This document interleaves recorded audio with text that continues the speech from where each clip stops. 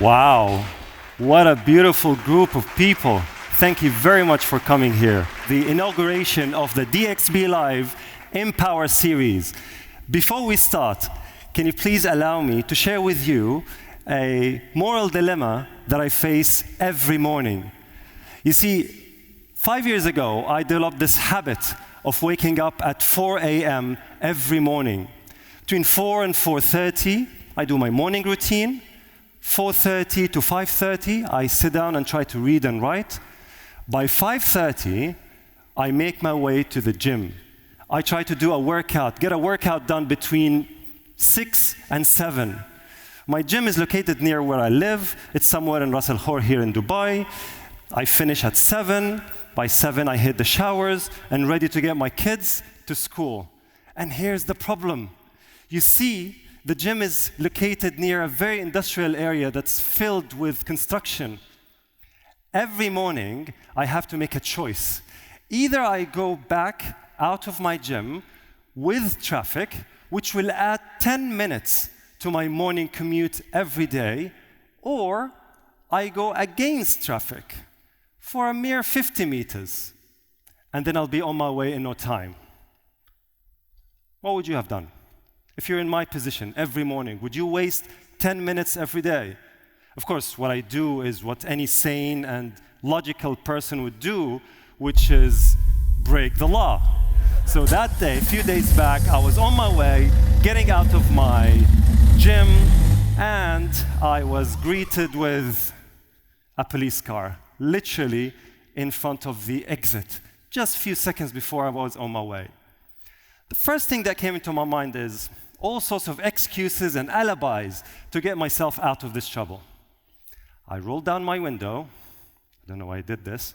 I rolled down my window, and I looked at him. I smiled. I greeted him, and I said the following: "Officer, there's nothing that I would say or do that would change the reality that I made a mistake.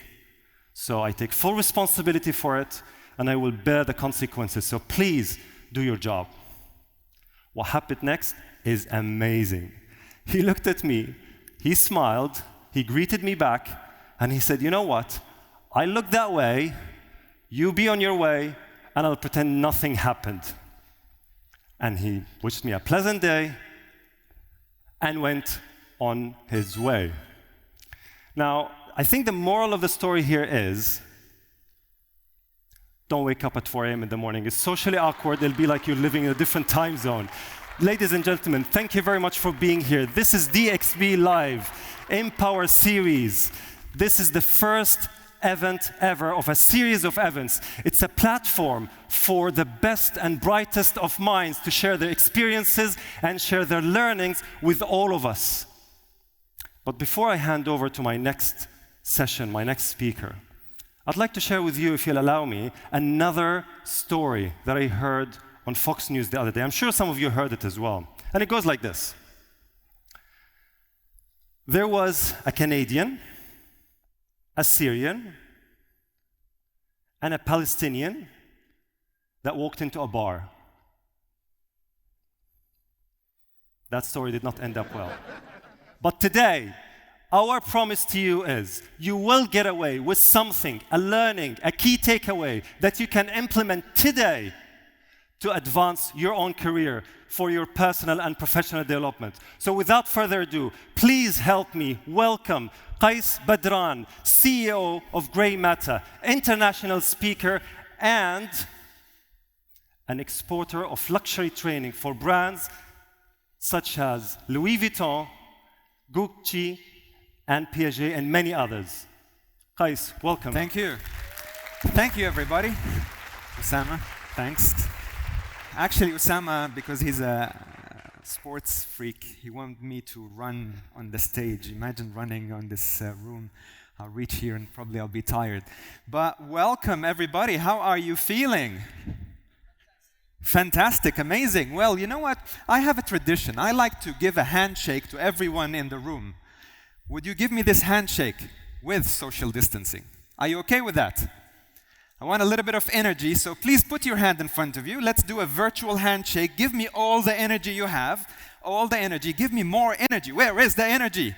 And move it all around, all around, all around, and put your hand on your chin, please. Is this your chin, sir? This is your chin. So what happened right now is related to the program I want to share with you, which is storytelling. We will talk today about leading with storytelling and how can we use it in networking so that you can make networking a little bit more fun, inspire people around you, and lead any community that you're in. Is this interesting? Yes or yes? Yeah, fantastic, fantastic. All right, so I just want to give you a little bit of background on why storytelling is important. And I find this message from Harvard very interesting. So Harvard said in multiple occasions that storytelling can break or make your leadership.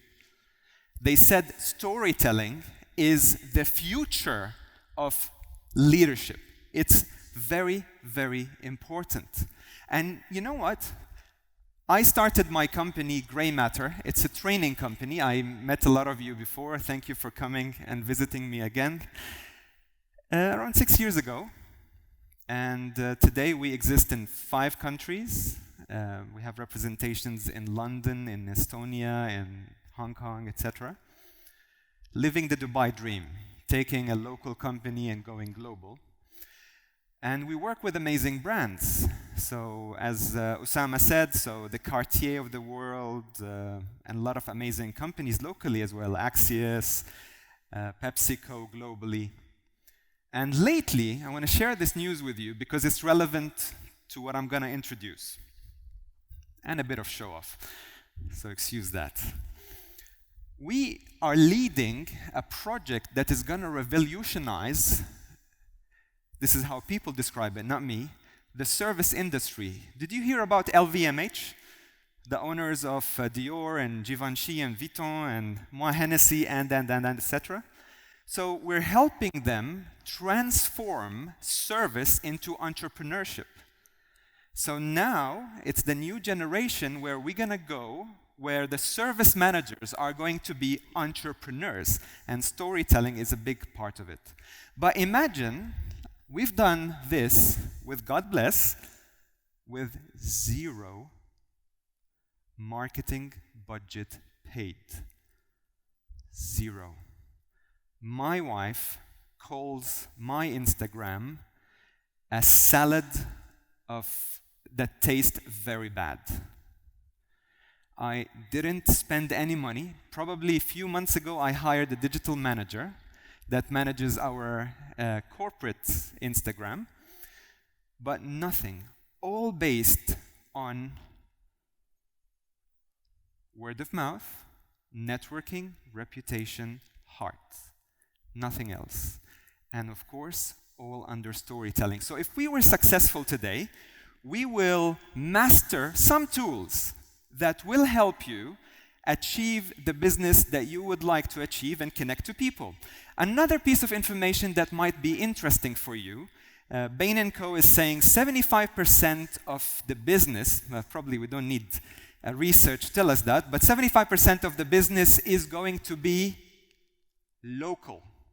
That means if you connect to people, this is where you can build business. It's not as international as before. But what is very interesting as well, this number is going to stay the same till 2025. And then it will not go away and we will become globalized like before. We will go back to 50%. So today, storytelling is a make it or break it factor in networking, in leadership, in service, in life, in dating, etc. Do you agree on this? Yes or yes, yes? Yeah, a little bit? Okay, fair enough. We'll see and get a little bit more information before. And this is a secret I want to share with you. Not that I have a baby. Sorry, my wife. You know about the news, right? So My secret, please keep it between us, yeah, only the few hundreds here in the room. I was very confident with storytelling till I received this gentleman in the mail. And now, when you try to say, that's my son Ilan, when you try to tell stories to Ilan, I think it's a bit different. Because now I need to add more sound and movement and body language and a bit of gestures and a bit of dance. And the reason I put Ilan here is maybe to give you a small smile, but as well to tell you that whenever you feel you cannot create a story, put the hat of children and take the hat of adults. Just be playful, and I invite you today to be playful too. And just remember, if you ever feel that your story is not connecting, just add a bit of movement to it, add a bit of voice, add a bit of gestures, and you can connect more. Here is my agenda. I will start with you with a mindset of storytelling. What is it all about? As well as then we'll go to hacks. How can I use storytelling to connect quickly in a networking event? And then how can we take this to the leadership level? Right. Did you hear, starting with mindset, did you hear about a gentleman, his name is Rob Walker? Anybody? Great. I like saying stories that's first time heard. Well, storytelling was super important and been researched for a long time, but there is a gentleman who did an experiment you wouldn't believe the result of this experiment. It's really amazing. And made storytelling mainstream. So what Rob Walker did, if you look to the screen, he bought all those items from eBay. And the most expensive item is around $1. And after that, he invited 200 writers, storytellers, to write a story on each item. So if you look there, there's a broken head of a horse, a mug that looks has a creepy smile, a hot dog. He put it back after combining it with a story to eBay. He bought all of it for $128. Do you know how much did he sell it for? Can I get a guess from somebody in the room? $128. How much did he sell it for? Quick guess. $1,000. Who can say more? $2,000. Who can say more? $5,000. You're getting close for $8,000. He increased the value of the product by 6,250%, adding a story to the product. Now imagine, ladies and gentlemen, this is your story. Imagine this is your service, your new dream, your new business, and you increasing the value by 6,250%. Let me ask you a question. How much would you pay for this bottle of water? $1. It's amazing to meet foreigner. $1 from the first point. Thank you, Gil. Right? Okay, 3 dirhams. That means 4 dirhams. Who else? How much would you pay for it in the supermarket? $0.50. Yeah, we're getting lower. Okay. If you're thirsty, how much would you pay for it? $10. Right. All right. If you went to the supermarket and you saw this bottle, would you pay anything for it? Just this bottle without label. Would you pay anything for it? You will? Okay, super. We have one person that would pay. How many of you, please raise your hand, if you would pay for this paper alone $1, would you pay, madam, for this? No way, right? But both of them, you will pay the $1 because this is the guarantee of what is the water. But imagine this on you. A lot of us has amazing product, but our story is not equal to how amazing is our product or our service. And sometimes Other people, God bless them, they have probably equal or sometimes less ability, but their story is really amazing. Now, we all agree if you're a story without the product, it doesn't work. It will work for a little bit of time, but then people will figure out. But if you combine both, that would be the power, 6,250%. Now, did I test that outside the context of Rob Walker? Yes, I trained this program with people who are selling timepieces for $1 million. Roger Dubuis, for example. I trained it in the US, I trained it everywhere in the world, and I know that it can deliver results. So the other thing is, people remember 63% of story, 2% of your information. So if you're driven by information, probably 98% of this information is gone. But if you're using a story, 63% of the people would remember, 63% of what you say. So, as a conclusion for the mindset, storytelling is really useful. It's memorable, it's impactful, it's sustainable. You might have one story and you can repeat it again and again and again, and it's personal. Do we agree on this? Yes? Where is the energy and the handshake? And yes, give us some energy, please. Yeah, thank you. Perfect, super. All right, so let's start with the hacks. The first hack I want to share with you, and the scariest for me, is called the bridge. So what I'm going to do, I'm going to take a random word from you. Imagine we are a networking event that Gil prepared, and you're meeting somebody, and you heard them saying a sentence, and now you want to connect it to your story, because the question is, how can I always say my story if, maybe the person in front of me didn't give me the space? So I'm going to ask you to give me a random word, and if I am successful, I'm going to use your word to connect it to the next slide. If the next slide looked weird, not relevant to my story, then I failed. And it's okay to fail. Do we agree on this? It's okay to fail? Oh, thank you. Right, so a random word. Give me any random word. Say it again. Bitcoin. It's very interesting you're speaking about Bitcoin. We were in an event, it's a true story. We were in an event, and we were speaking about, it's called the 30 technologies that changed the world, and we're speaking about Bitcoin. And one of the people discovered that he became a millionaire here in Dubai. And the reason is he actually invested in Bitcoin 10 years ago or something, and he never opened it. He thought it's something that didn't work. And he went and checked, and he discovered he's a millionaire. So he invited us to an event when he go back to his country in Germany. And I was doing a training in Berlin, and finished the training, and he said, please, I want to celebrate and, invite you for dinner.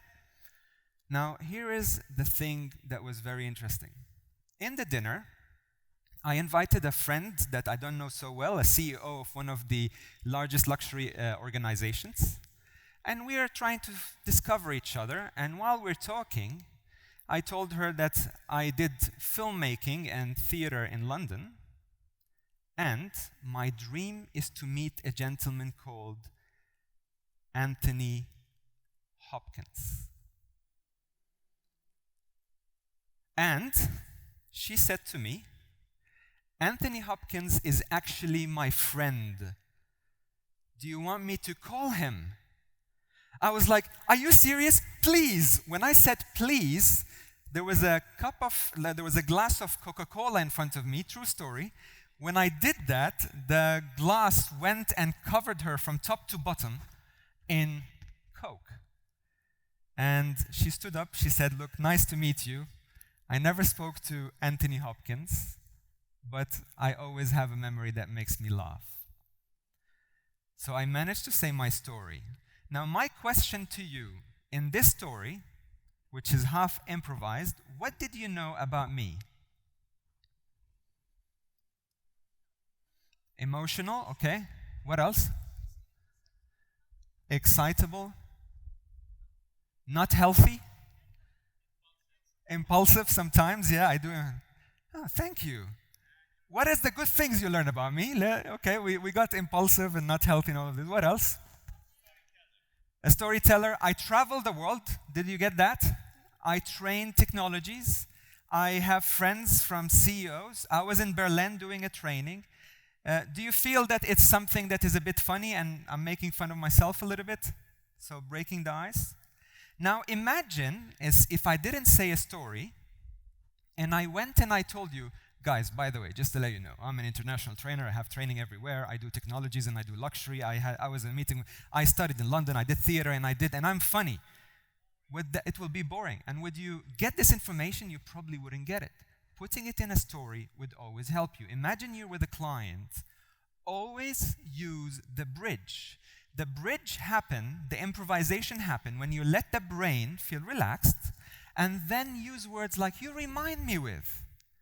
Speaking of, let us remember, Bitcoin. I have a friend who's a Bitcoin. The story is fully correct. I just added a little bit of spice to connect the connection. So think always of relaxing your brain and practice it with your friends and see how you're going to bridge it. Usually a story, ladies and gentlemen, will have the 3 sections. You will start with a setup where you start to explain where was it, what happened. The more you can add emotions to it, the better. Then you reach to a cliffhanging moment. And then you reach to a conclusion. Do you want to test cliffhanging with me? Yeah, thank you. Who said so? A lot of energy. That's amazing. This is the story that I still find it extremely weird. Very weird. A bit creepy too. When I started Grey Matter 6 years ago, I was invited to meet a director in one of the banks. So I put my suit on and my best attitude and I went. I arrived to meet him. The gentleman was not there, so his PA told me, can you wait in the room and he will be joining you? So I was like, absolutely. So I went to the room, I waited 30 minutes, 40 minutes, the gentleman didn't come. So I stood up and I went to the PA and I told her, well, the director didn't arrive, so what should I do? She said, Mr. Kais, why you didn't start the meeting? I was like, with whom? She's like, you could have started the meeting. You've been here for 40 minutes. Why you haven't started the meeting? And I was like, with whom? How many of you would like to know the remaining of the story?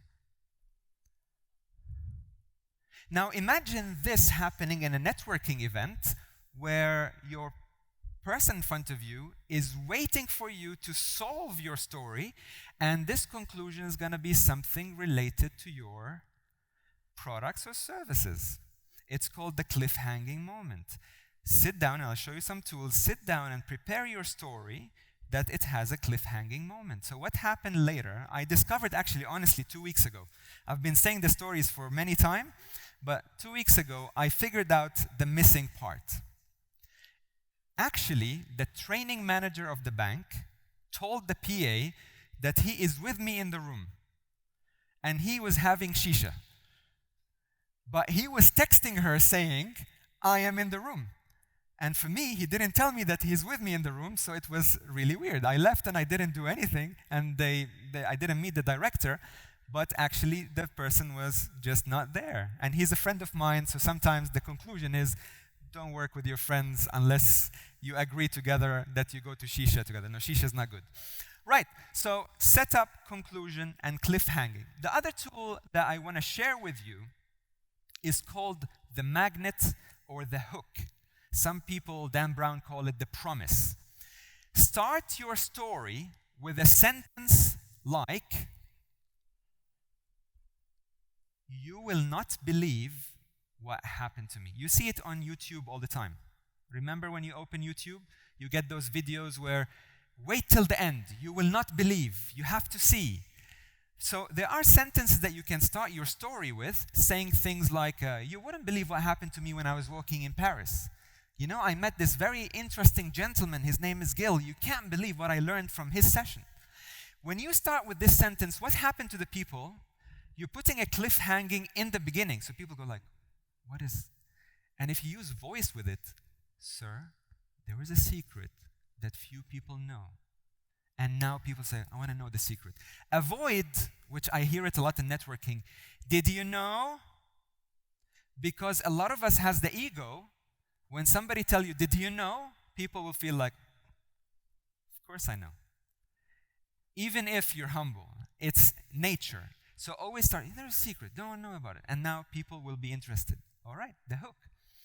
Another hack that you can use in storytelling, develop the character in the story based on the person in front of you.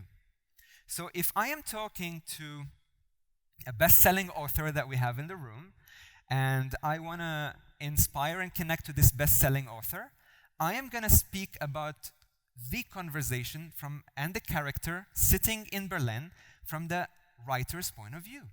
So rather than say, I was studying theater, I will say I was always interested in art and writing. And it is true, it's not a lie. I just show another part. And now, that character in the story connect to the person. Take this story and change it to someone else. I was sitting and talking about entrepreneurship for an entrepreneur. So always develop the character so the person in front of you see him or herself in your story, and that makes them even live it more. Here is another hack that is very powerful. Please remember it. There is a path for storytelling and networking that works all the time. And I know you might ask me, but what if I don't have time?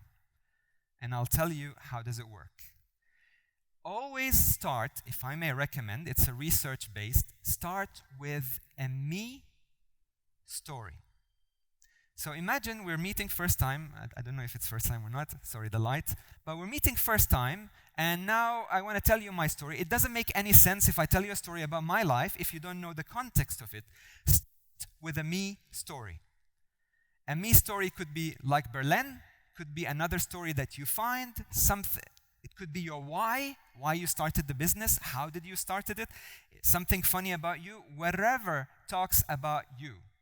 So start with a me story. Now the people are ready for, what is the second one? A we story. A we story is when you start to connect the person to whatever you're talking. Now imagine that we are both having this discussion about writing and books. Now you're seeing yourself in my story. What you're doing here is taking the person from foreigner to knowing you, from knowing you to living with you. And the third one, speak about us story. So you together, if you have services, this is the dream. Imagine that we're both writing the next book. Imagine that we're both starting that business together. You're starting the dream. And now the person is moving from, I know you, I'm living with you, I am ready to move with you. Now, if you don't have time, you can start with a me and continue later on. If you find that the person joined and you're talking, here in the UAE, the networking is not always structured, as Gil will explain, and I think that's an amazing thing to learn there. It's a lot of time is just going and exchanging cards. So someone else continue with your we story. Here's an example. Today we met in the morning. I shared 5 stories in something like 2 minutes. If you remember, I told you about the person. I used to work for Louis Vuitton. I used to be the training manager of Louis Vuitton. So we still have people that come to Louis Vuitton and tell us, Louis Vuitton died 100 years ago, tell us something around, hey, yesterday I was in Paris, I was having dinner with Louis Vuitton, and he gave me a discount of 30%. So it's a fun exercise. I told them that I work for Louis Vuitton. I told them a bit about my 5 stories in something like 10 minutes or so. So always prepare the stories in your mind. If you have no story, no problem. If you have no story, no problem. The first thing you can do is something called co-creation. Sometimes we're on the spot, nothing is coming. What can I do? Co-create. Let me give you an example. Sir, madam, everybody. What was your favorite memory in a travel? If you're thinking of your favorite memory, you're going to tell me a story. Yes or no? a question like, what's your favorite memory? Make the person in front of you tell you a story that inspire you to tell them a story back to them. But if they start saying the story, they're already in the storytelling mindset. And then try to be a story hunter. Every time you have an interesting story, write it down, put it in the notes, and make sure that you can adjust it, make it more interesting, add a hook, make a conclusion better, and use it next time you network. Here's an example. This photo was in my last face-to-face training where we could come close to each other. And you know this move, ladies and gentlemen? You know this gesture? Shahad, you're doing yes. What does it mean? Love, right? I didn't know that it's love. I thought it's money. So this is in Thailand. We have the Asia team. So we have Korea, we have Cambodia, India, Pakistan. And they're doing this. I don't know if you see it. And I was like, oh, they think that my train the trainer is about profit. So they like the profit. So here is a little story. I can say it like this. It doesn't have to be a really structured, just a little fun. But I can take it a level higher. Imagine that I'm meeting a leader, a CEO. I might talk about the difference in cultures and gestures and the importance of connecting on a global level. Let's say I'm meeting a thinker. I might ask him, what do you think is behind the gestures that we do? You can take a simple story, write it down in your Story Hunter book, and then develop it the way you're going to meet with people. It's just simple story. Somebody's doing this, which means love. I am not familiar with this. I barely learned this to learn this. So now I learn and I know. You can use the story in different ways. When you're conducting the story, remember the law of power. People, when you meet you in a networking event, it's very important that you have high energy. Take it from a person who is, the people who know me will tell you, I am introvert, quite shy, and quiet. But I know when I want to talk, I need to push my energy forward. Because people are attracted to energy. And today, I think the world is vibrating on a higher level of energy. So you need to come up with authentic and honest, but yet strong energy, and people will connect to you. Then, make sure to know the law of likability, being able to mirror people and being humble. Harvard says the best likability tool is to be strong but humble. People love the strong but humble person. And finally, make sure that you're daring to not please, creating a bit of positive tension. I don't have to fit in your agenda or your agenda or your agenda, but we can have a little bit of tension, and I could have some poses. Right. By the end of this session, I have a slide about leadership and a question. I don't know if you went to Dubai Design District and you saw this lovely architecture by an amazing artist, Mustafa, forgot his family name, but say it again. Yes. So he did this, and if you look, you could say Sheikh Muhammad, His Highness, and he's echoing, if you look in the photo, he's echoing himself. And actually, if you go there and you look, you'll find the flag of UAE just coming out of this gesture. How many of us know at least, except for the people who are visiting Dubai, but even if the people who are visiting Dubai, at least know one story about His Highness? Raise your hand. All of us, most of us, right? How many of you know that we are always aiming to be the best? We want to become better. Our best is not the best because we can go to the next best. Simple story. If you're a leader and you don't have an inspiring story that is very simple, people might miss what you want to achieve. It's a very simple story. and it creates a narrative, and this narrative creates smaller stories.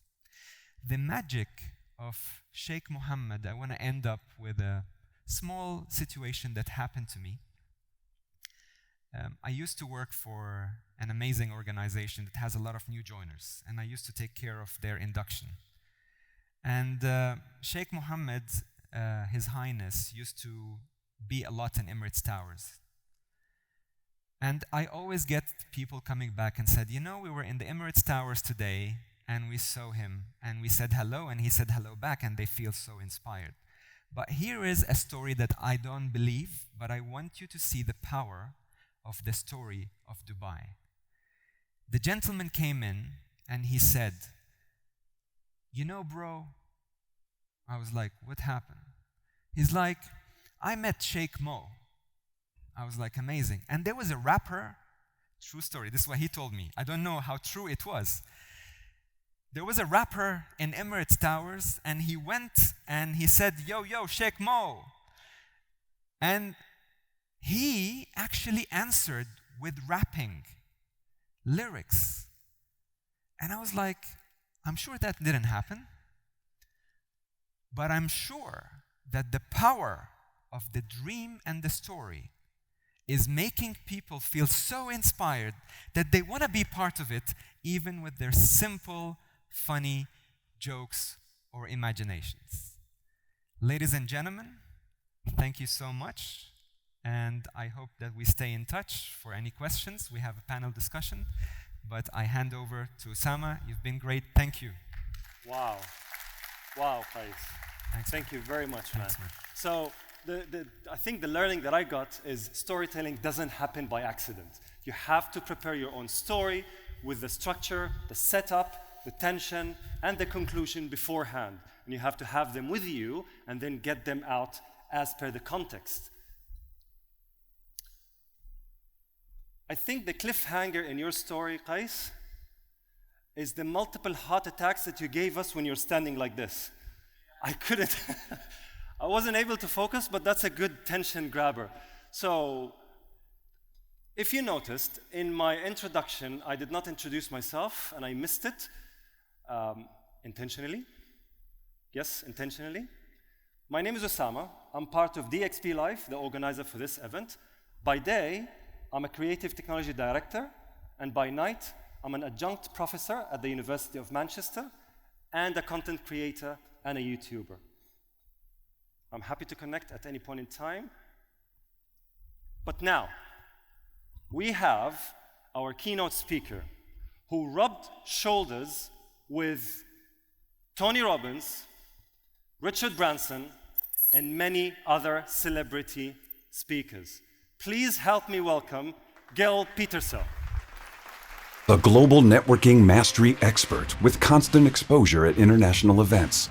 Through his coaching and consulting programs, he helps companies to turn networking into a key success factor in business and life. He's the #1 partner of Success Resources and top global promoter of Anthony Robbins. We were in Palm Beach here at my home, and I just want to reach out and say thank you. This Gil Petersil that you're meeting today, I created. This accent is my accent. No one has this accent. What is it? 10 years here, 10 years here, 10 years here, 10 years here. I'm only 40 years old. That accent might still change. I don't know. But create your own version of your best self, because whatever you see today, you create in your own mind. International speaker, he spoke at hundreds of global events and shared the stage with such world-class speakers as Brian Tracy, Alan Peace, Keith Ferrazzi, Robert Cialdini, Michael Roach, and the Wolf of Wall Street, Jordan Belfort. Never, never, never give up on following up with people. If you meet someone, it is your responsibility to follow up with them. If you met someone today and they gave you a business card and you gave them a business card, it is your responsibility to follow up with them.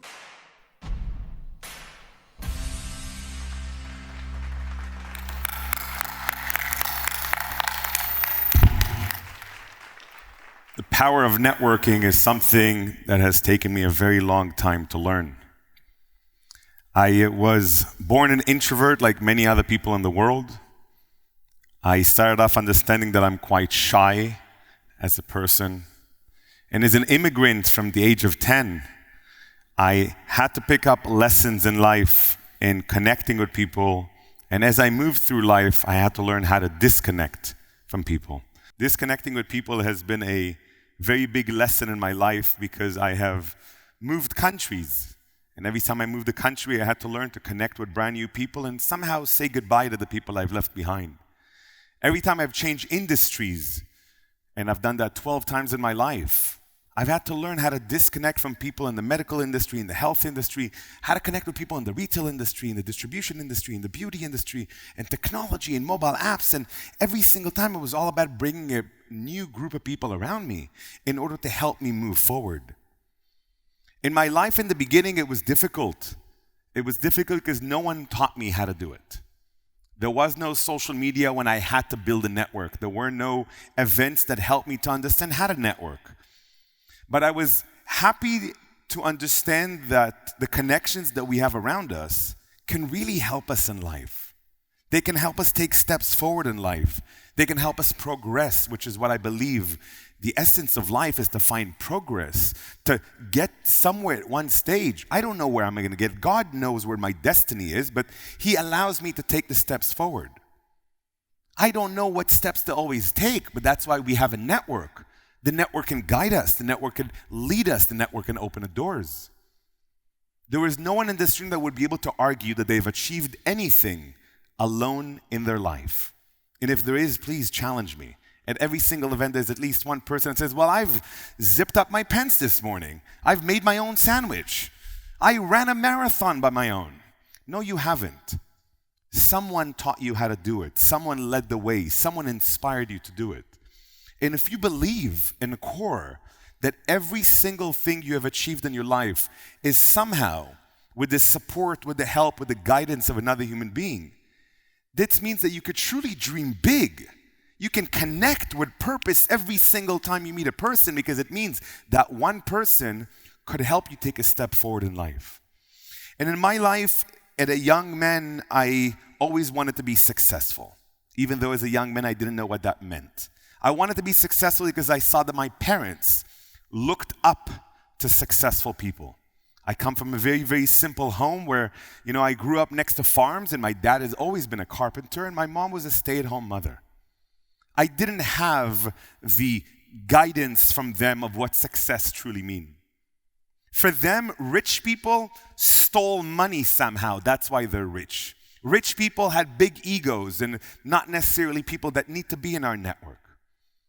But as a young man, as I started to travel the world, I understood that success can mean a lot of things to a lot of people.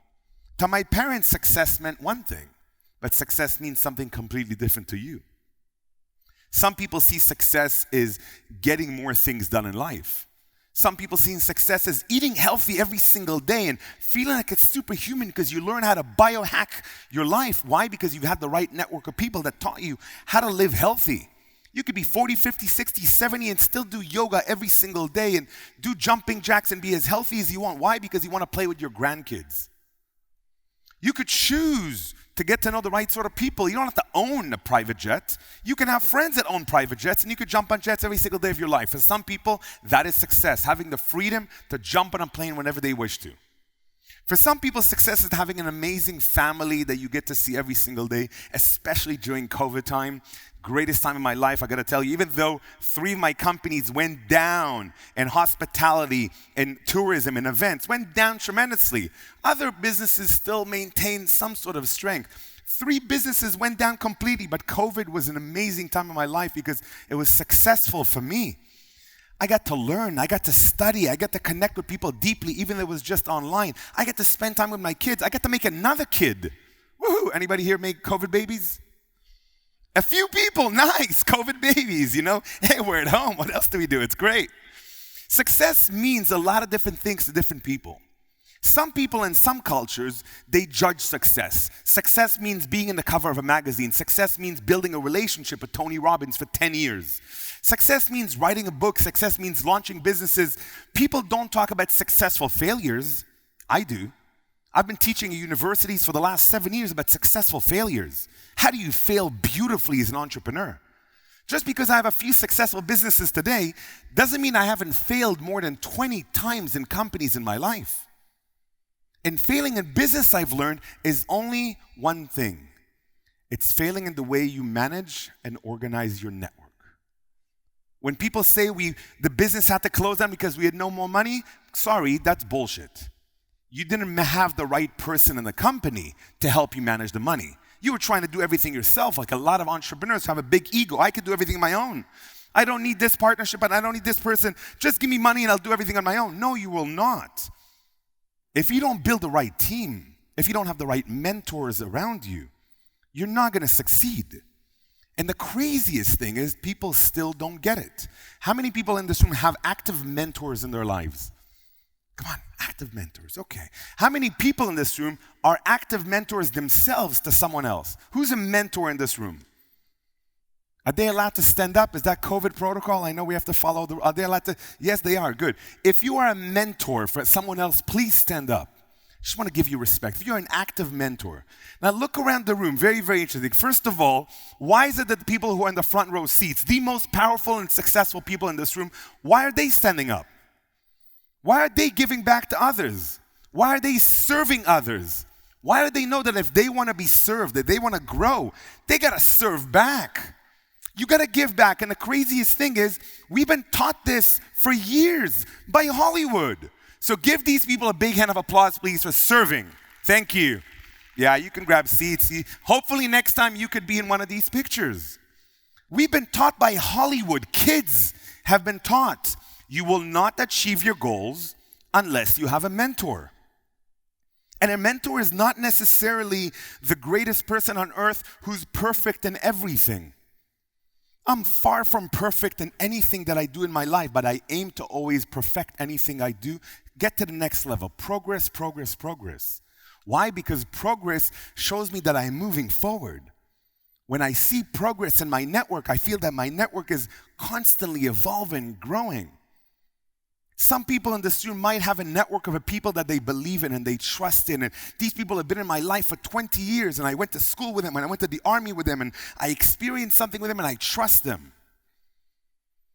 And some people have just showed up in this country and they had to build a network from scratch.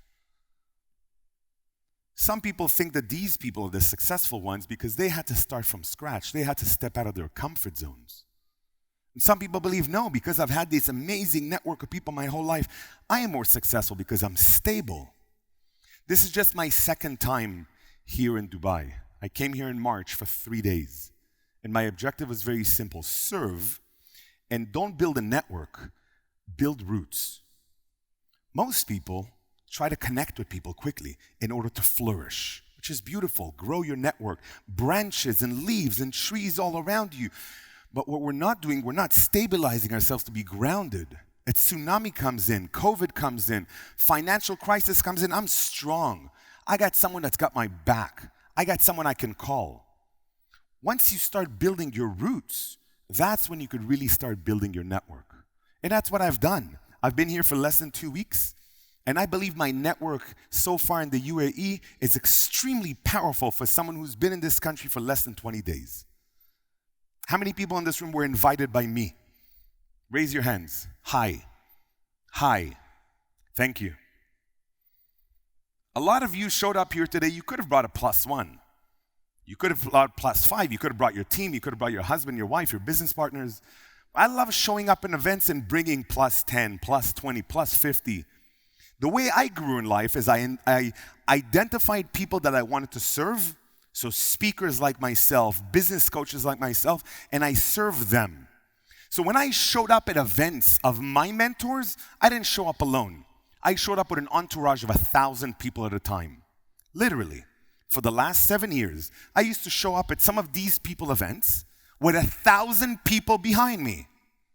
And not just from the same city. I used to fly them over the oceans. I used to go to airlines and say, I need to take 5 planes from you in 9 months. I used to go to hotels and say, it's a very nice hotel. Can we negotiate a price? They said, sure. How many rooms? The whole hotel. And I used to do this hotel after hotel. That was so much fun. But I didn't do that to be able to rub shoulders with them. I did that because a part of my mission that I identified about 8 years ago was to meet the most outstanding people in the world. Why? I wanted to learn how to be outstanding. I failed out of multiple high schools. I was kicked out. I never went to university. So school was not there for me. Society didn't lift me up. I had to find a way to lift myself up. My family, I love them very, very much. They didn't lift me up because they said, well, you didn't do well in school, and because you have dyslexia and ADHD, you might not be so successful, but that's okay. Get a job like your brother. He's been with IBM for 18 years. It's great. But that wasn't me. So identifying the most outstanding people in the world became a mission, a drive. And becoming a speaker only became a dream about 7 years ago. Before that, I was just a serial entrepreneur, setting up businesses all over the place and learning how to fail beautifully. But connecting with these people wasn't just a dream, it was just steps. How do I learn from them? From far, online, offline, how do I learn? How can I serve them? What could I do for them? Can I find a way to add value to them? When I was outside of a room with a green door, in the backstage of a very beautiful event, similar to this, but another 20,000 people was in the audience. And I was in the backstage walking into the room. I was very, very nervous. My heart was beating very, very, very quick because outside of the door, it said Richard Branson. And I had a dream to meet this guy because, you know what? A serial entrepreneur, he knows how to fail, he knows how to get things done. That was a beautiful human being. I was nervous to open that door because I'm still an introvert. I was nervous because what am I going to say? Is he going to know who I am? Because one of my friends told him that I'll be showing up, but maybe he didn't explain to him who I was. Maybe he didn't send him a picture. I was nervous. Should I go in or should I not go in? I heard voices in the room. I knocked. No one opened. I knocked again. No one opened. I'm thinking, okay, maybe I should walk away. In life, many of us walk away from great opportunities that we see right in front of us because that human being could potentially change our lives, but we choose to walk away. I didn't. I opened the door and I looked inside. I didn't see Richard Branson. I saw 20 other people standing up and I saw their backs. Walked into the room and I see Richard sitting on a sofa right behind him. He's sitting on a sofa and I feel that he's only overwhelmed because he's also an introvert. He's overwhelmed by having these 20 people just asking him questions and treating him like God. Tell us what to do, Sir Richard Branson. And I waited. I waited for that opportunity to connect. Because if you have mentors in your life, what you want to do is find a way, that window of opportunity to connect with them. And you could do that both online and offline. You could do that and you need to be patient. In order for me to connect with Tony Robbins the first time, I had to wait 2 years. In order to get invited to his home for a one-on-one conversation with him, I had to wait 5 years. I was patient. And with Richard, I waited and waited until I felt there was a window of opportunity. And I said, Mr. Branson, can I ask you a quick question about launching Virgin Airline between Moscow and London? I'm asking because my company every single year takes about 3,000 to 5,000 people from Russian region into London to visit one of your friends, Tony Robbins. Suddenly the room is looking at me. Suddenly I'm not asking him to give me guidance in life. I'm not asking him about him. I'm finding a way to help him. Why did I ask him these questions? Because I did my research. Doing your research on your mentors shows people that you want to learn. It shows people that you show interest in them. And I spent an hour researching this man, finding out what's going on with him now, not in the past. What's going on can I start my networking with him before I even meet him? Find out what has he said in articles in the last 1 week. What's written on his social media right now? Consider that right now. You showed up here today. Ask yourselves, how many of you spent 5 minutes to research Usama, to research Kais, to research myself in order to connect, in order to understand what value can I offer you, in order to understand where I'm from originally, where I've lived in my world. What businesses do we have in common maybe? And when I asked Richard that question, it was clear to him that I did my research. And when he gave me a short answer, I said, well, maybe there is someone in this room that can connect you with the right people to help you out. We are very resourceful people, and I am certain we would like to help you because of what great things you're doing for the world. Now, to give you the short story of that, everybody really wanted a photo with him. Everybody really wanted a business card from him. It didn't really happen because he was in a rush.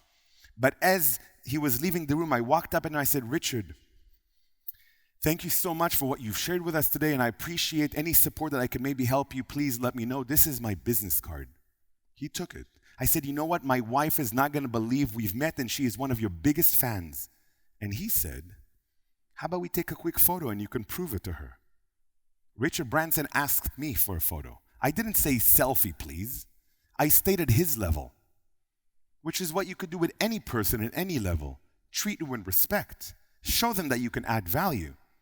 And as he was leaving, I said, Richard, you know what? There's a group of incredible entrepreneurs that I've been working with for the last few years from a university here called Skolkovo in Moscow, and I'd love to get some of them to show up in your island. He gave me his business card and he told me, yeah, no problem, reach out to me. Let's arrange a little trip to my island. You seem like a good guy and we have a common friend, Tony Robbins. Let's make it happen. These people that you meet in your life, and even if you don't meet them, you could still see them as leaders and as mentors in your life.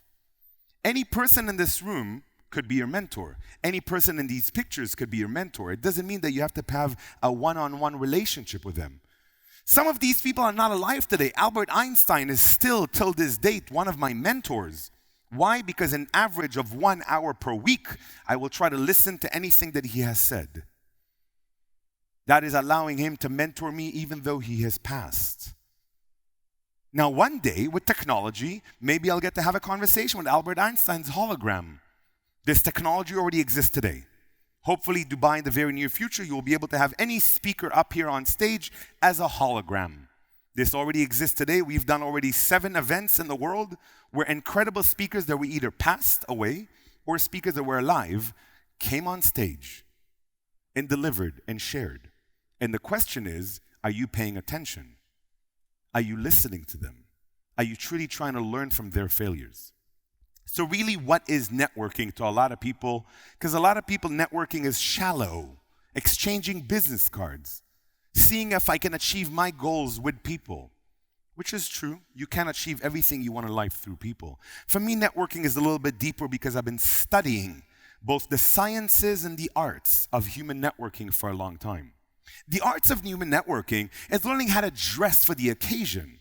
It's learning how to make sure you don't put too much perfume on because people don't like that. To make sure that if you have sweaty hands that you just ate a cake, please don't shake people's hands. The art of networking is learning how to ask the right questions at the right time, how to start conversations, how to end conversations, and all this you could learn. You could learn and you could practice. The sciences behind human networking is understanding the human frequencies and how we can manage our emotions and how you can completely influence your team, your community. You can influence a nation by how you transmit your energy. How you transmit your energy is completely influenced by how you feel at any given point, and that is something you can influence like that. The sciences of human networking has been tested by hundreds of universities around the world where they gave specific intentions on a glass of water, and you could test this. You could try this yourself. Intentions on a glass of water, and then they looked at it in a microscope. Intentions that were negative were fragmented pieces of ice there. Intentions that were positive were beautiful crystal-style water.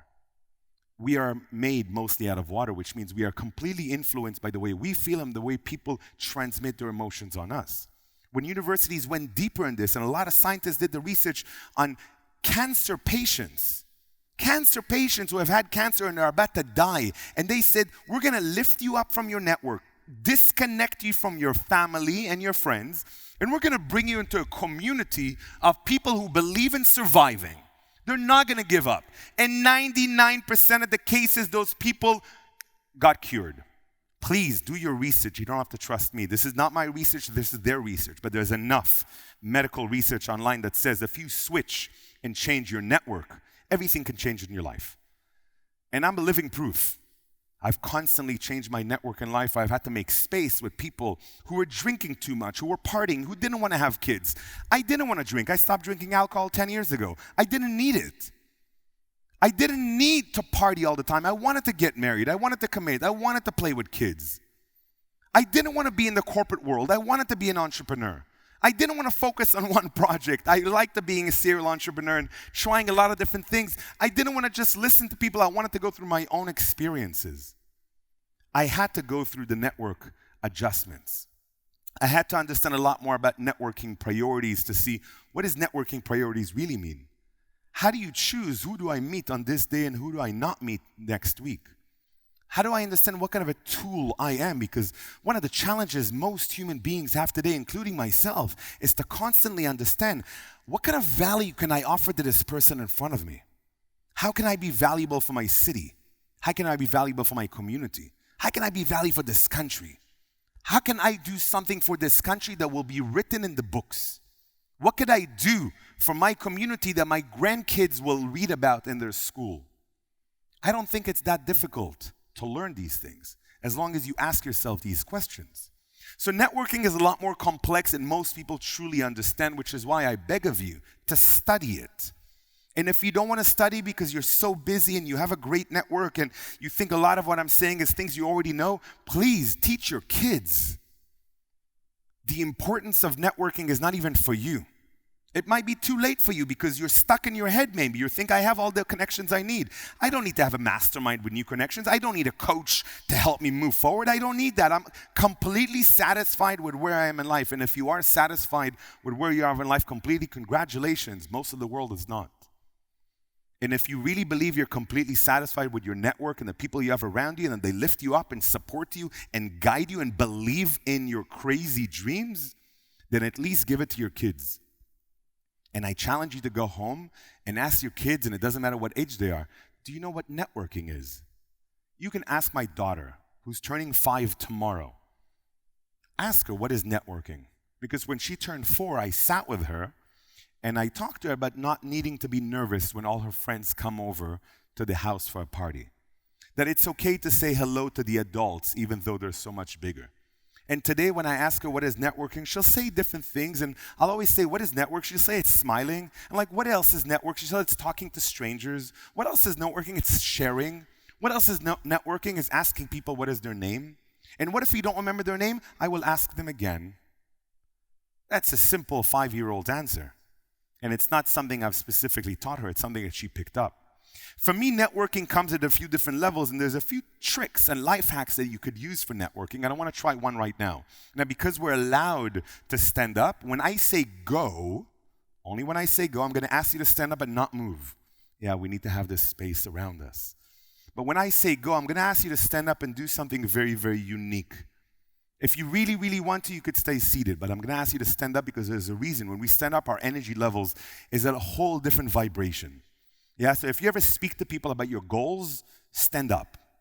Don't hold your bag and your phone. Allow your hands to move when you speak about your dreams and goals. Allow yourself to stand and believe in what it is that you're saying. Complimenting people is something that politicians learn in school, but people in this room have not studied how to compliment. Most cultures don't want to be complimented because we feel shy.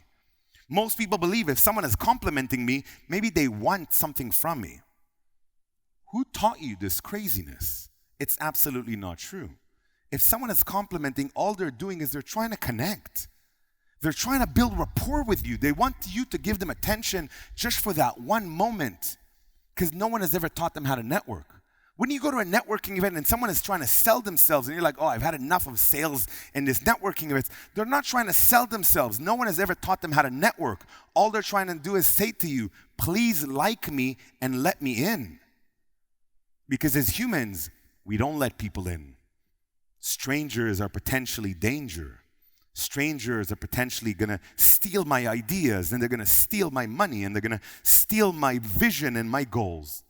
Which is the craziest thing you can ever say. Whatever ideas you have are not your ideas, you got inspired by someone else. Whatever goals you have are not your goals, you got motivated by someone else. Whatever money you have is also not yours. Before it came to you, it was in someone else's pocket. So the money has to move around anyways. I believe in karma. I believe people who need money from me, I give them money. If you need money, come and ask me. I'll give you money.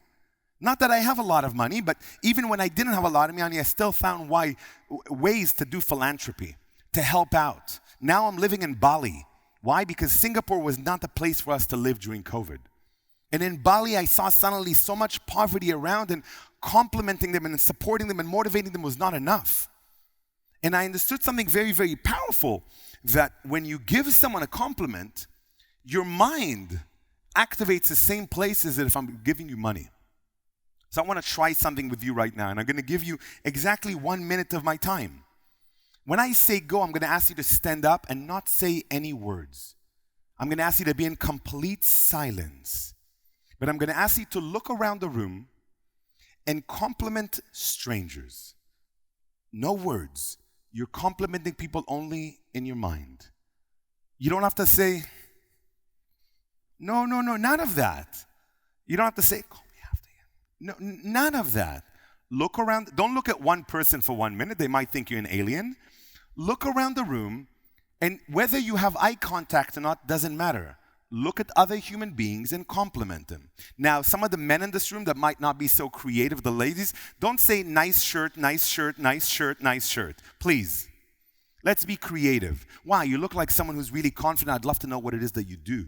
You look like someone who should be doing public speaking for a living. Wow, I love your eyes. I love your glasses. I love the jacket you wear. Wow, those shoes you're wearing, I'd love to know where you bought them. You look like someone I'm curious to hear more about. Whatever it goes in your mind, it's up to you. Are you guys ready to do that? This side said yes. This side is still asleep. Are you ready to do that? You're still half asleep. Are you ready to do that? Thank you very much. I'm going to give you just 1 minute. We're not saying any words. We're not moving. We're just standing up, looking around the room, and see what happens. Yes? Go.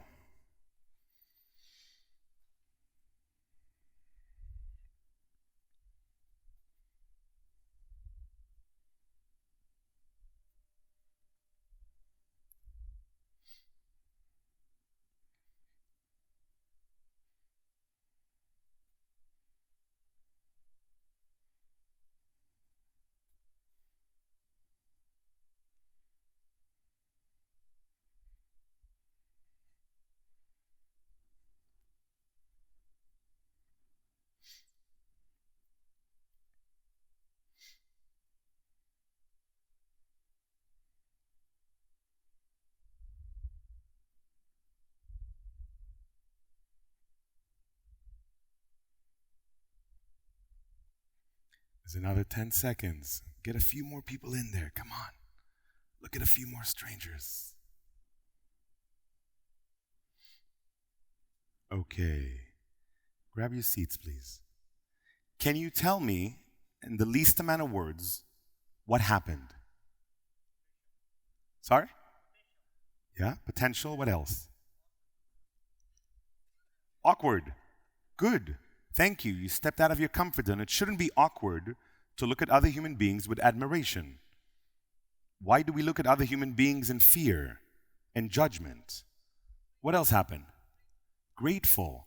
Very good. It's beautiful to look at people and just feel grateful for people who are strangers because they made the same wise decision you did.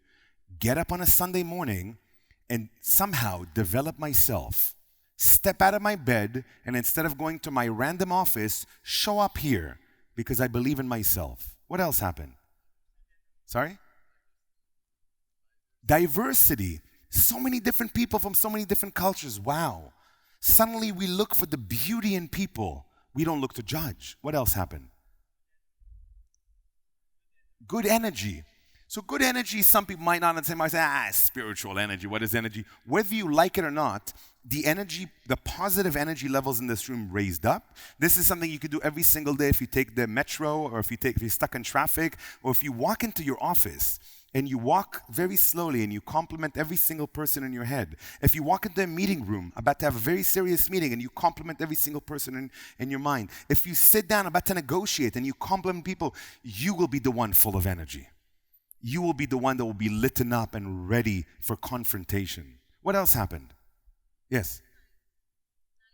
Like mind. What do you mean?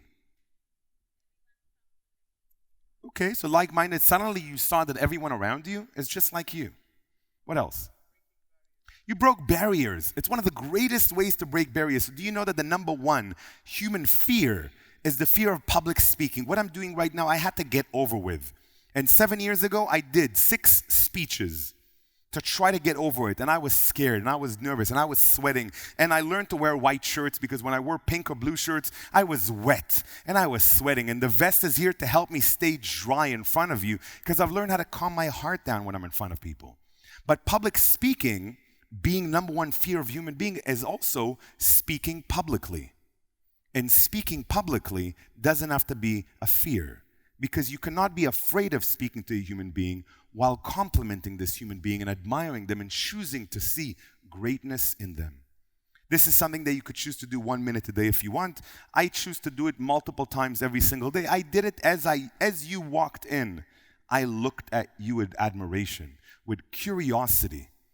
I'm a very, very curious person from a very young age. I love asking people questions. Why? Because if I'm curious in you, you'll end up liking me a lot more.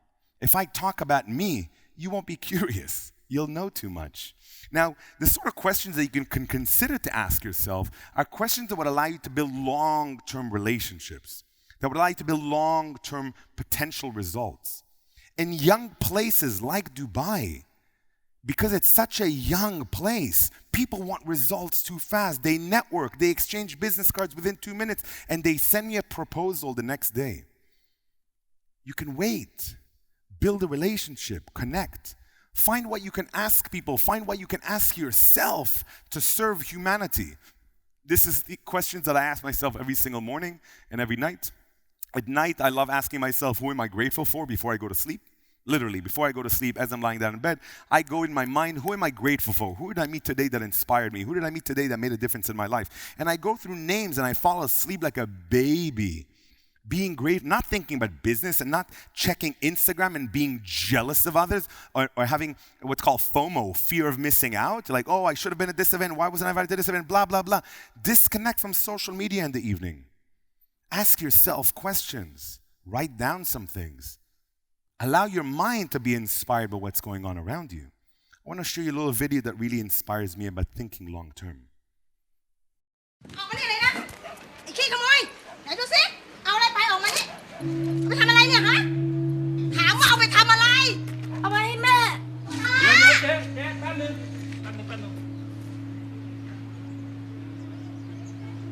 แม่ป่วยเหรอ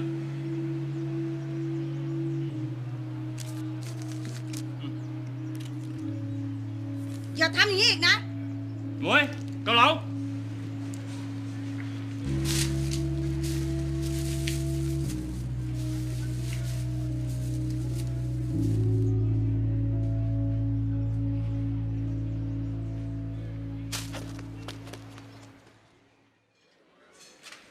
จ๋อนั่งเลยครับนั่งเลยป๊า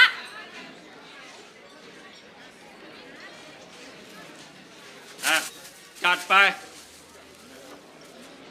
อ้าวสั่งมาเร็วต่ออะไร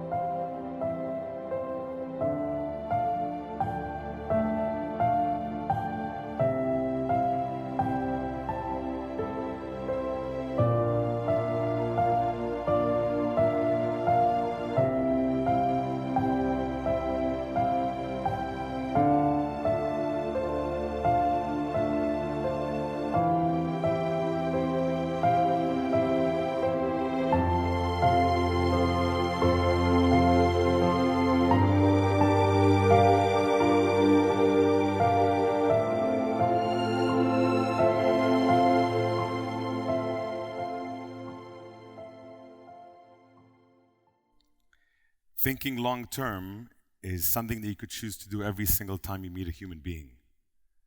You could choose to see them as I see them, as angels. I truly believe that when you meet another human being, this is an angel that has come into your life because the universe sent them, God sent them. It's up to you. I believe that we manifest human beings that come into our lives. I don't just believe it, it's scientifically proven, and I have proven it to myself again and again and again. If you could believe for a moment that you manifest the humans that come into your life, it means that every single human and every opportunity, any instance that happens to you is not happening to you. It's happening for you, which means a human that comes into your life is a potential angel that's there to teach you something, that's there to learn from you. And if you're able to be patient with them and curious and persevere to know that this person might not be leaving tomorrow, they might stay on for a little bit longer, then you could learn to somehow bring them into your tunnel. And your tunnel of networking is this relationships that you could build. They might come in and come out and come in and come out of your life. I believe in networking because I believe that in order to network, you must hustle. And hustling is not everything. It's just not giving up. Not giving up on your dreams and not giving up on what it is that you want to achieve. It's pushing forward every single day of your life because life is amazing and life is easy. Life is really, really easy if you look at it because look at where you are right now. You have more than 99.9% of humans on earth right now.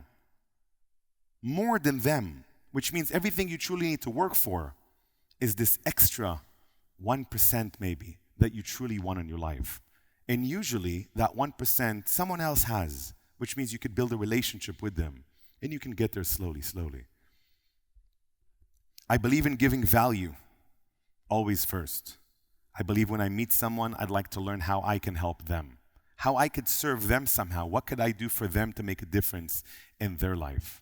I believe by asking people what they're focused on right now, not what they do for a living.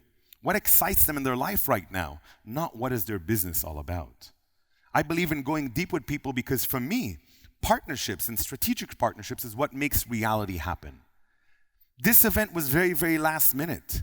I was very, very grateful for Usama and Kais to say, let's do this. It's an initiative, let's start. And let's ask some of our friends if someone can tell some people. So for example, how many of you are here because of, gray matter? You were invited by Kais. Raise your hands. There you go, look at that. How many of you here from You Will, the women's community? Come on, so there you go. Make some noise, ladies. That's not enough noise. How many are here from Najahi? There you go, look at that. From the Equium Business Club. There you go, look at that, the CEO Club. One person, no? Almost, okay. And the Young Business Club. Look at that.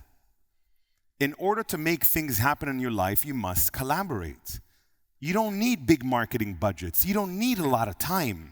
You can make magic happen in your life and your business by having the right support, the right coach, the right strategic partners to help you make things happen.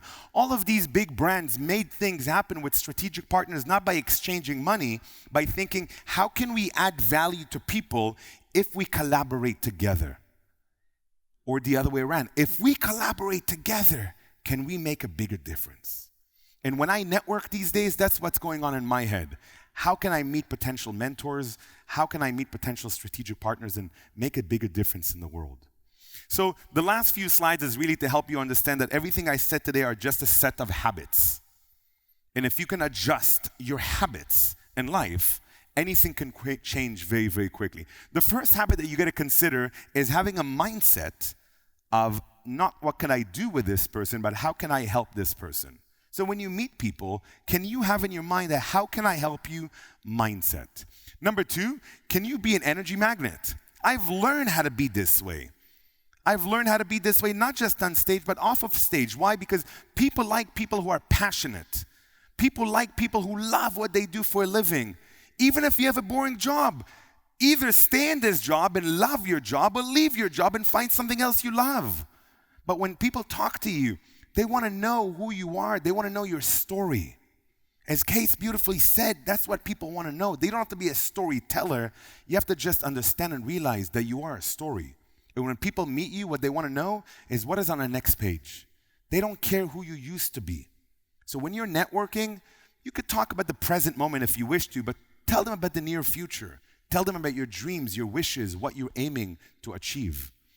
Consider your networking priorities. Every single day, every single week, every month of my life, I look at my agenda and I go through my networking priorities with my team, with my assistant. Why am I meeting with these people on this day? Is this person who I need to meet right now? Why am I going out with these people on a Saturday night? Is this what my body needs? Is this what my mind needs? Are these people going to support me? Can I support them? Is this truly my priority right now? I love being a super connector. Every single day in my life, in the last 20 years especially, I've connected at least 2 to 5 different people to each other, at least. Since I've been to Dubai, many people who raised their hands before, either I introduced them to one other person or I invited them to other events where they can meet other people. Why? Because super connectors get connected when they need it. Super connectors don't keep connections to themselves. They share in abundance. These are not my connections. I can't collect people. These are people that I need to share with each other. I met you for a reason because maybe I need to learn, maybe I need to give you something, but the least I could do is introduce you to one other outstanding human being like you. I love making people feel heard. It's something that's very easy to do. Just listen to people.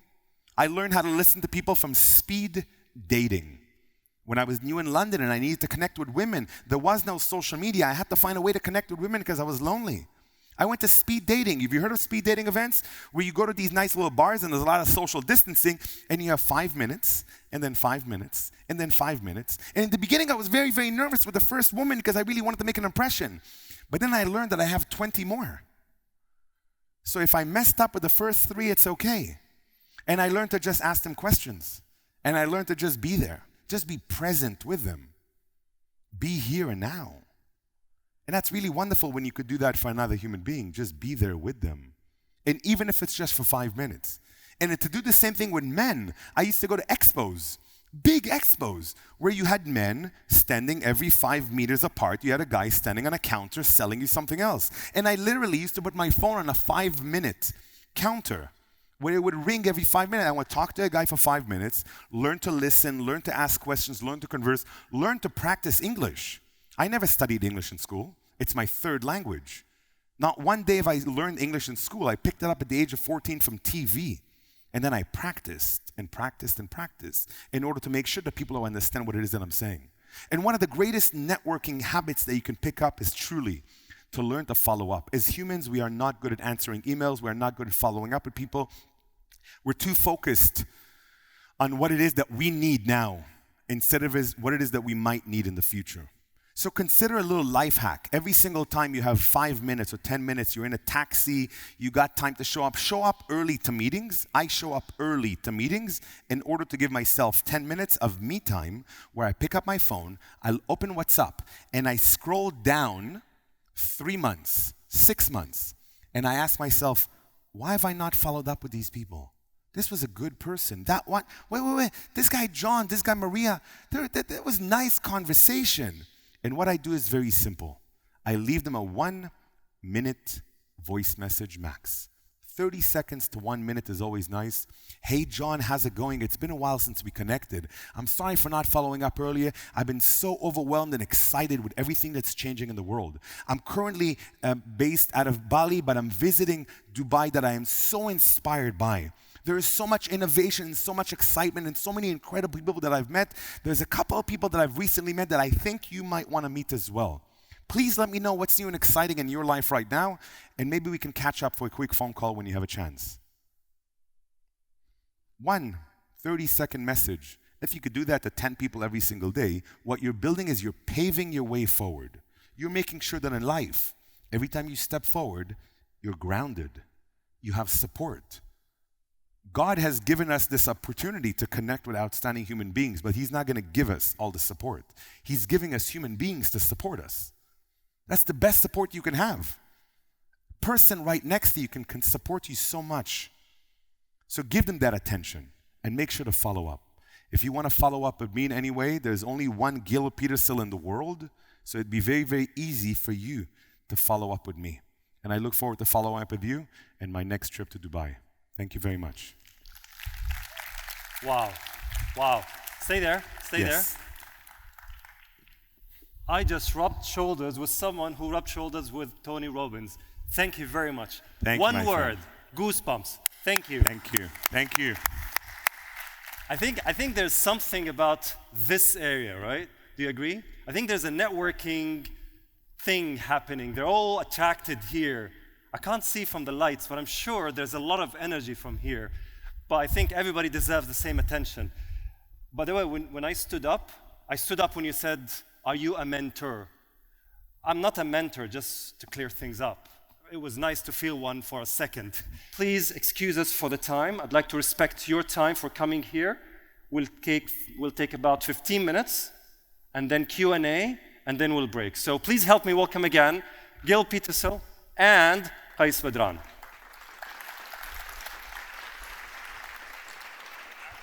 After we're finished, please don't leave. Ones of you who are interested, I'll give you a little life hack of what you could do as soon as you step out of that door to meet at least 3 to 5 new people in this room that are very relevant to you, if you wish. If you wish, raise your hand. Cool, nice. Wow, no one okay. has to go to work today. I love that. So you mentioned something about appreciation. We appreciate that you're literally investing your time to listen to us. So thank you very much. So 85% of people are successful because of their interpersonal skills and because of their networking skills, according to Dale Carnegie. We're social animals. We thrive with people, no matter how much we try. It's this that brings us energy. It's this that makes us successful and succeed. No one succeeded by being in a cottage somewhere remote. They must connect with each other. Now, I'll start the first question with Kais. Storytelling. Sure. The beginning of everything is storytelling. You prepare your stories, and then you tell them, and then hopefully you will network. What's the weirdest story that happened to you? All right. So I should be ready with that, yeah? Okay, I'm going to tell you a story that I think is so unbelievable. But if you believe in a power that is beyond normal, this is the story.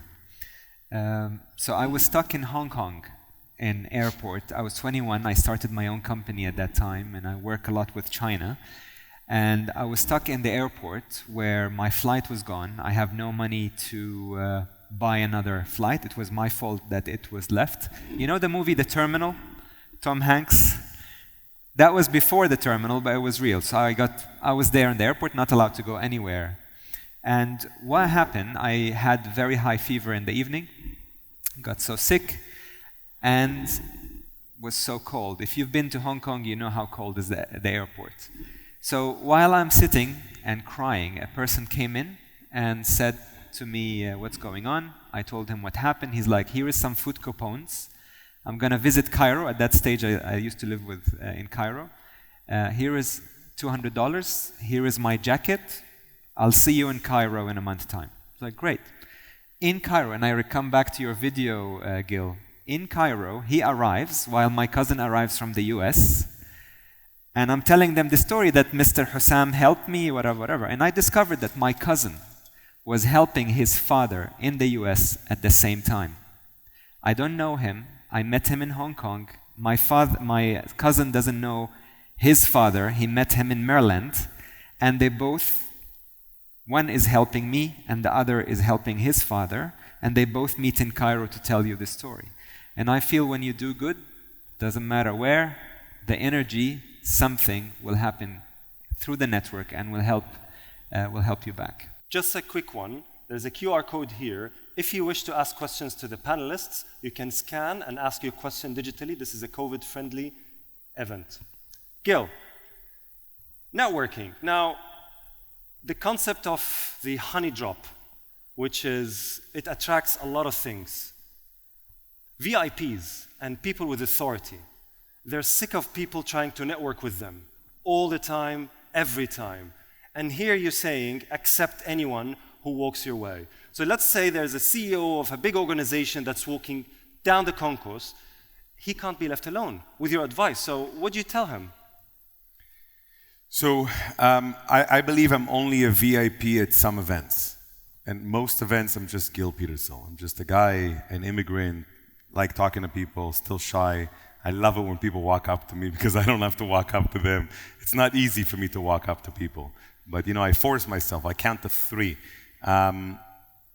I believe that in order to network with a specific human being, the strategy would be to start by networking with their network.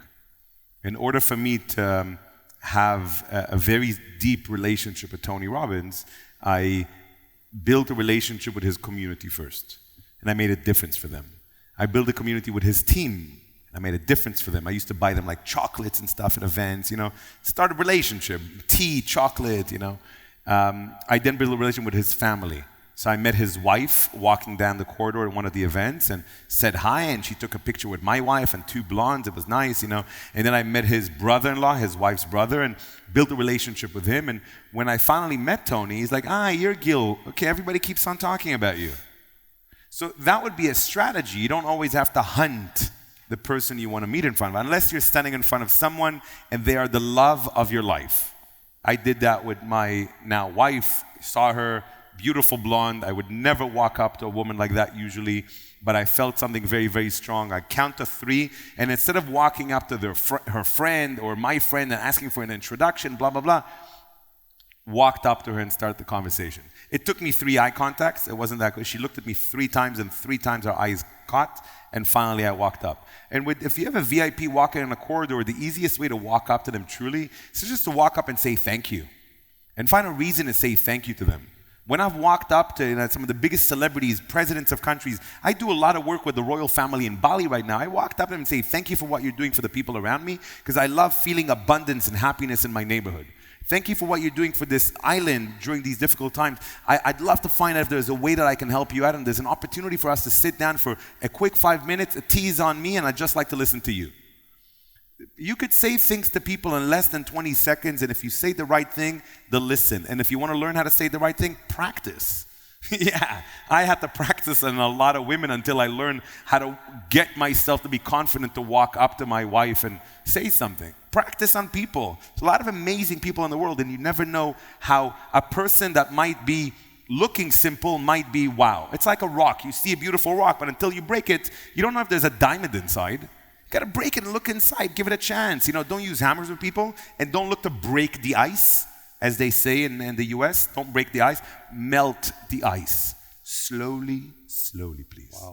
Wow, that's the first time I hear this. Melt the ice, don't break the ice. But the question to you, Kais, is, so this is for the people who have fear from people with authority. What about the people with authority that get bugged all the time? What do? Do they just accept and just waste their time? What do you think? It's a personal choice at the end. I don't think I have an advice for their choices. In general, I guess it's very, very interesting to discover, personally, it's my personal choice, to discover who is coming there. And I'll tell you a story, if I may. It's a true story again. There is a person who came in. His name is Abdullah. He came in one of my events, and it was one of the largest events I've done. And this person came in and tried to speak to me, but I was really busy connecting to people. And he kept waiting there, and like the movies, he said to me, look, Kais, I'm going to do anything you want, and I want to work with you for free, but just get me to your network. Abdullah at that stage was without a job, doesn't have any income. We were in Cairo at that stage. And in no time, in our events, he found the love of his life. And in a year time, he created a company called Inertia. And you know what? He hired me. But you know what happened, which was the touching side, ladies and gentlemen? After 4 years, this man passed away. And you know what he did? He told his wife, true story, Sally, who is taking care of Grey Mat at Cairo now. He told her, tell Kais, he didn't know that he's passing away.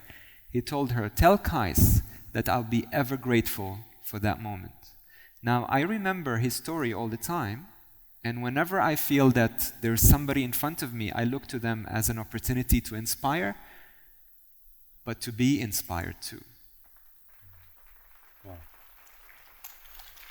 Very well said. Very well said. So I would just add to that, if you're a high-level person that gets bombarded by people all the time that want something from you. Yesterday I sat down with someone from the royal family, and he asked me the exact same question. People want to present things to me and sell things to me. I said there's systems that you could build around you that can help you filter things out. I haven't checked my emails in 4 years. I get, 1,000 messages a day on all social medias, including emails, and I need to look at maybe 2 to 3 a day. I've built a system with one person, and then she has another assistant helping her, that they understand, using my terminology, using my wording, using my follow-up strategy, how to respectfully answer people, and if needed, bring it to me. People want attention, but sometimes they just want blah blah attention. They don't even know how to present. They don't know how to send an opportunity. And if you could teach your team how to say, send me what you want to say to Gil in 1 paragraph instead of 3 pages. Don't send Gil a presentation about your startup. Send him a 1-page teaser. Don't send him a long voice message for 10 minutes. Send him a 1-minute video, because I want to feel their energy, which is how I hire people today. A lot of people want to work for me. Send me a 2-minute video telling me why you want to work for me, and that's my interview. If I like that video, then I'll look at a resume, and if I like the resume, then I'll have an interview with you. It saves a lot of time. If you need those systems, just send me a message. Happy to share. This is not mine. Someone gave them to me, I adjusted them, and I need to give them back. That's a very well said advice. That's true, because at the end of the day, as someone who's with high authority, you can't help but having been bombarded by all those people who try to network with you. We have lots of questions from you, so if you'll excuse me, I'll just pick 3, and then the rest, I promise you that I will follow up with the gentleman with an email to all of you who registered and have their emails with me with the answers to those from the gentleman. I'll do my answers as videos, if you don't mind, not as text. And I'll shoot you. Yeah, with pleasure. So, question number 1. How do you keep yourself motivated all the time? And I'll have this to go. I don't. I'm human. It's okay to have bad days. You relax, watch a movie, play with the kids, go for a walk. I'm human, but I don't believe in staying sad or unmotivated for too long. I think that's stupid. It's inefficient to be in depression for too long. I don't understand why it's like, I don't understand people needing cigarettes to deal with stress. I don't understand what it means to not be motivated. I got one life. Like, if I'm not motivated first thing in the morning, go on YouTube and type morning motivation videos. Every day, as I'm getting ready, I'll listen to that for 15 minutes. And if you want to even be more ready, repeat what they say.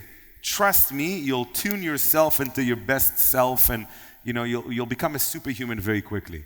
I look at others to be motivated. It's very, very easy. Sometimes you can't find motivation yourself because someone hurt you, someone stabbed you in the back, someone stole from you, life is challenging, You think that everything is working against you, but nah, everything that's happening is a gift. Everything that's happening is there to show me a way or a way not to go. So, God's saying, stop looking this way, look this way.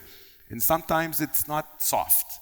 Truth. It's a gift. Anyone who says that you're able to maintain your motivation all the time, every time, that's the effect of social media. Yeah, Kais, what do you I think? just want to invite everybody, because that's a conversation we always have together, Usama, to be aware of this question, the need for motivation. Because we all sometimes are addicted to the concept of motivation. We always need a dose. Whenever you start to feel that you want to know a dose to get motivated of something, then bring your awareness that it might be a sort of addiction. Because the normal is content. Happiness is all about being there, enjoying the moment. Doesn't have to be, I am extremely motivated. So just bring your awareness on the question, if you have it in a number of people, and try to know what is behind it. Next question. And I think this is a question from someone who were touched by the fact that they don't have a mentor. He's asking, how can I find a mentor? What's the way? What do you think? Please go on Google today and type top 100 mentors in the world. Please pick one. Please allocate 10 minutes minimum every single day of your time for the next 100 days to listen to them. If you start doing that, you might be attracted to them. You might not. Stop if you don't like them anymore. That's okay.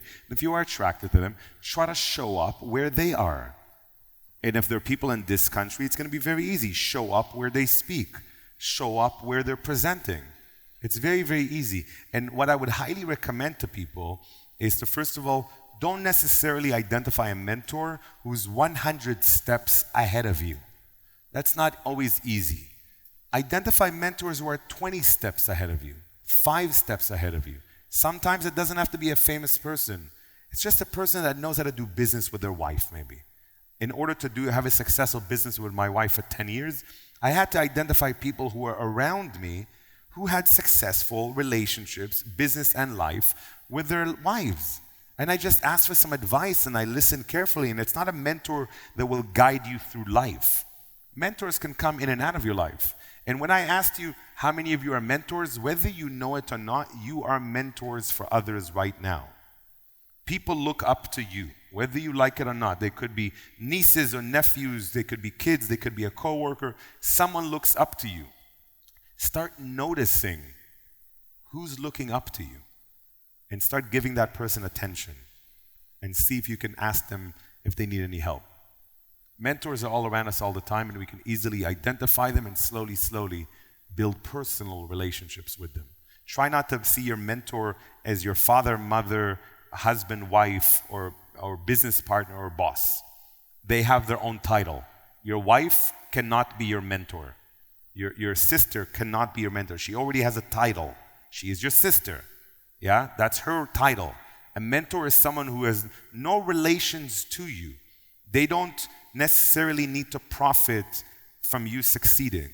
They'll feel proud if they've had a conversation with you and you say thank you to them multiple times. Say, thank you for giving me this advice. I've made a decision that has changed my life because of that.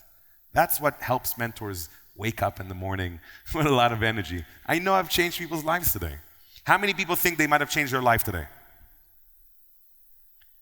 Interesting. Consider, if you want to change your life, all you got to do is take one message from one person every single day and decide to explore it as a habit. If you explore a new habit every single day, you are constantly changing your life. Have fun doing that. Last question, Kais. It's an interesting question, and don't shoot me, I'm just a messenger, and it's from an anonymous, otherwise I would have called him out.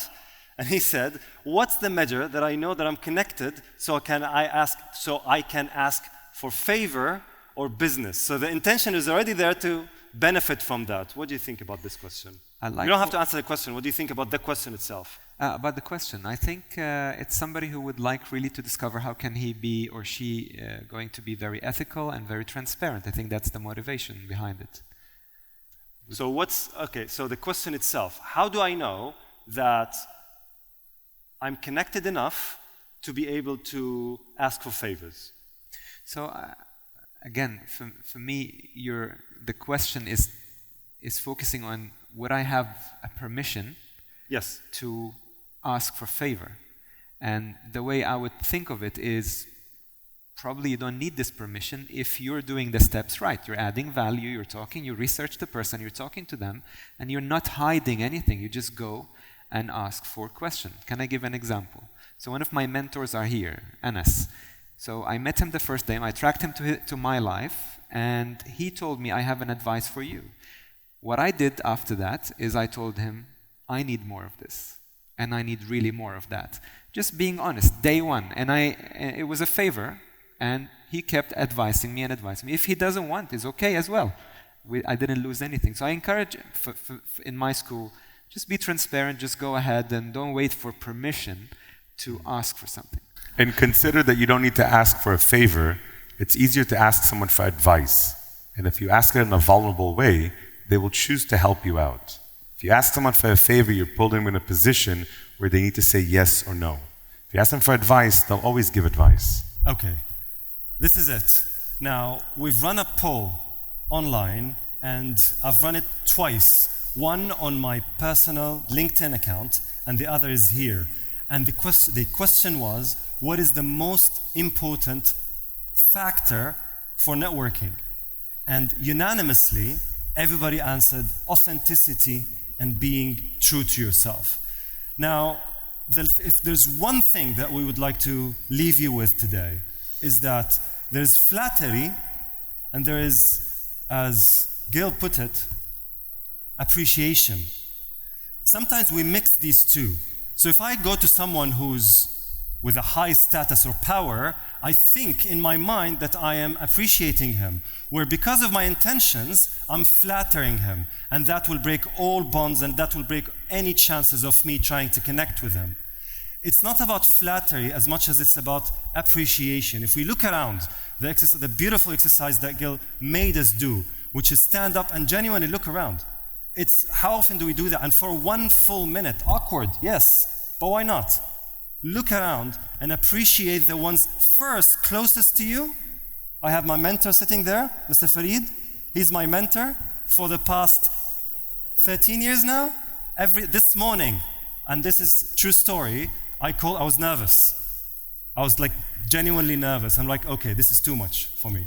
So I called him, I was like, I need to speak to you for 2 minutes. Did I do that? I called him. I promise you, and I'm not making this up. He calmed me down like a crying baby that will go into sleep. I hang up with him. He apologized 1,000,000 times that he couldn't see me. And he said, if you owe me, I'll cancel everything and I will come to you now. I'm not making this up. And I said, you don't need to do that. That's it.